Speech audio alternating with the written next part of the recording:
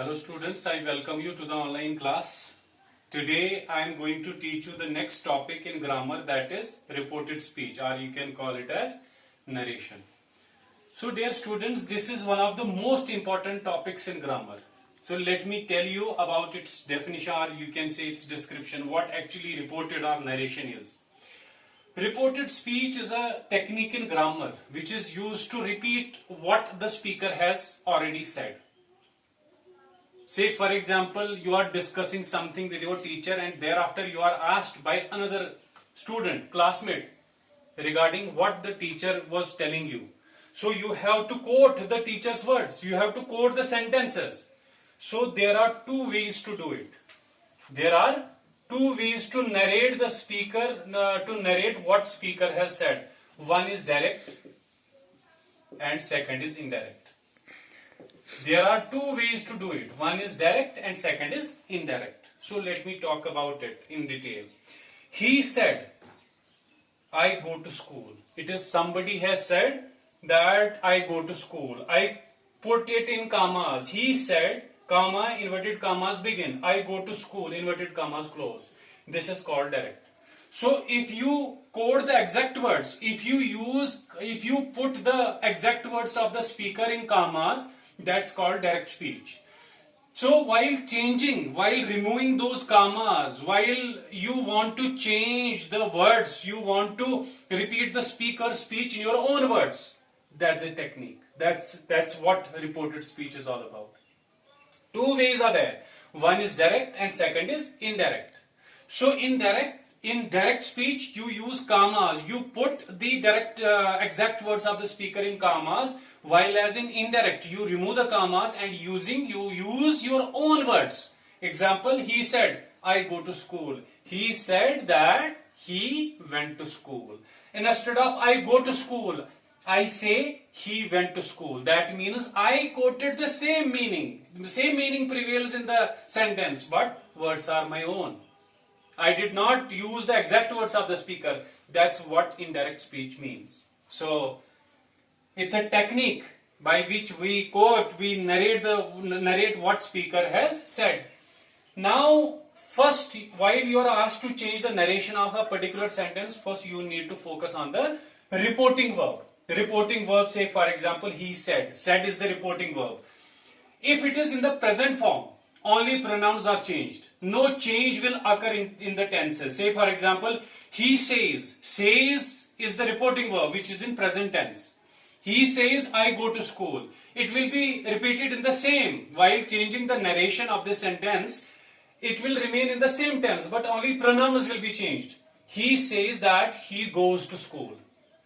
Because it's in the present simple, it will remain in the same present simple. He says, I go to school. He says, comma, inverted commas begin, I go to school. He says that he goes to school. But change of pronouns are there. Instead of I used he, because that's very much required. That's very important. Now while changing the narration of assertive sentence, the indirect sentence is introduced by the connector that. That is to be used before any assertive sentence. I told you in the previous lecture that what assertive sentence is. It's basically a sentence based on a statement. So if you are supposed to change the narration of these type of sentences, the indirect sentence is introduced by the connector that. Say for example, he said, I eat food. Can you change it?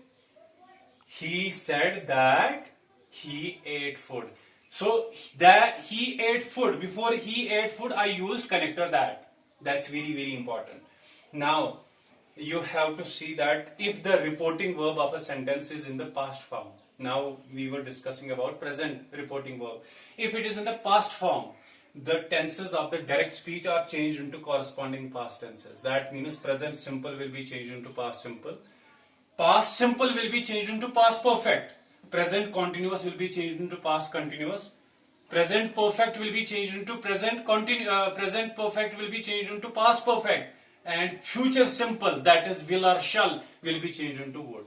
Let me give you few examples based on this. He said, I eat food.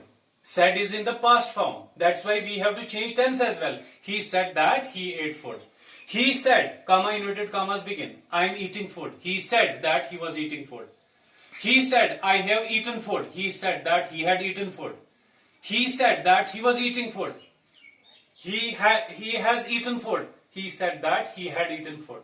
He said that I shall eat food. He said that he would eat food. So these are the examples based on this rule. Next rule is, while changing the narration of yes-no questions.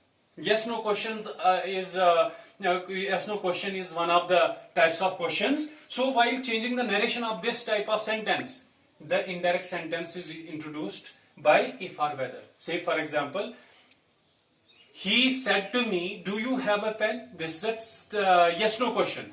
He asked me. Before narrating any question, said is changed into asked. He asked me if I had a pen. Do you have a pen? He asked me if I had a pen. Another example. He said to me, do you go to school? He said to me, he asked me whether I went to school. So before changing the narration of yes-no questions, the indirect sentence is introduced by if or whether. Remember this rule. Next is while changing the narration of imperative sentences, the mood is changed. That is, imperative mood is changed into infinitive mood. Say for example, imperative is request. He said to me, please close the door. He requested me to close the door. Please close the door. This is imperative sentence. It will be changed into infinitive, that is use of to. He said to me, he requested me to close the door. Please post this letter. He requested me to post that letter. And next is change of adverbs and other words. Say for example, this is changed into that. Now is changed into then. These is changed into those. Here is changed into there. Today is changed into that day. Tomorrow is changed into the next day. Yesterday is changed into the previous day. My dear students, I hope that you got the crux of narration, how sentences are required to be narrated into opposite forms.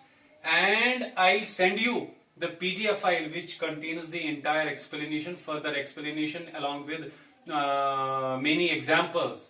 And I want you, after you are done with this watching of the video, I want you to go through that PDF file and I'll send you the audio clip as well. I hope that you will be able to do any sort of exercise. Thank you very much.